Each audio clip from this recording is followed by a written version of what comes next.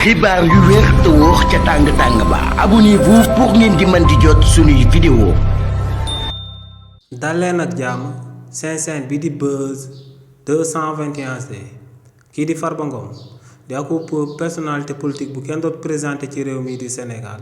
ci commission ad hoc bi nga xam ne moom lañ daan amal daal di koy jëmale ci jëmmam te kii di Ayib Daffé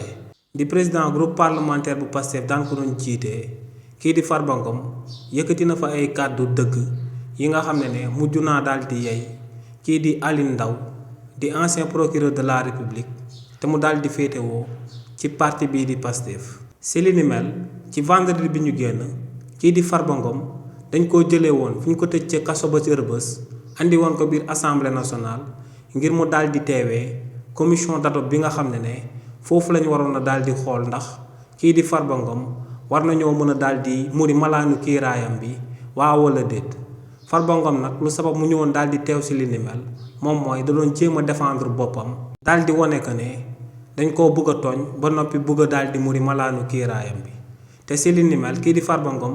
ginnaaw ba mu jàkkaarloo yeneen collègue député yi dalee naa daal di xamal que ne ginnaaw bañ ñëwee feuilleté chambre bi ba daal di fay fekk ñaari téléphone ne balaa ñu daan amal benn enquête daal di koy jëmale si li ni mel sëgg moom akub député la ne dañoo waroon a daal di muri malaanu kiiraayam bi ba noppi ñuy soog a daal di amal li ni mel. waaye nag Farba Ngom ne ginnaaw bañ jëlee téléphone am yooyee enquêteurs yi téye woon nañ ko ci lu tolloog fukki fan yoo xam ne moom xamul woon ci téléphone yooyee si luñ daal di nekk te ne ginnaaw loolee enquêteurs yi avant ñuy daal di muri malaanu kiiraayam bi biir assemblée nationale jëlee nañ ko ñaari yoon ci kaso ba mu nekk ci Rebeuss daal di koy auditionné jëmale ko ci ñaari téléphone am yooyee te ne lu leer ba am moom mooy que ne moom en tant que député kenn amul droit daal di koy oolu ci kanam yoonu réewu Sénégal lu dul ne ci lu ko jiitu dañoo daal di muri malaanu kiiraayam ba noppi. waaye nag ne enquêteurs yi dañoo daal di jalgati ak ak yelleefam du mu fi daal di am te muy immunité parlementaire am daal di koy déglu ci akub cooloo xam ne actuellement moom la ñuy daal di sàkkuwaat ngir ñu daal di ciy muri malaanu kiiraayam ngir mun ko cee dégluwaat.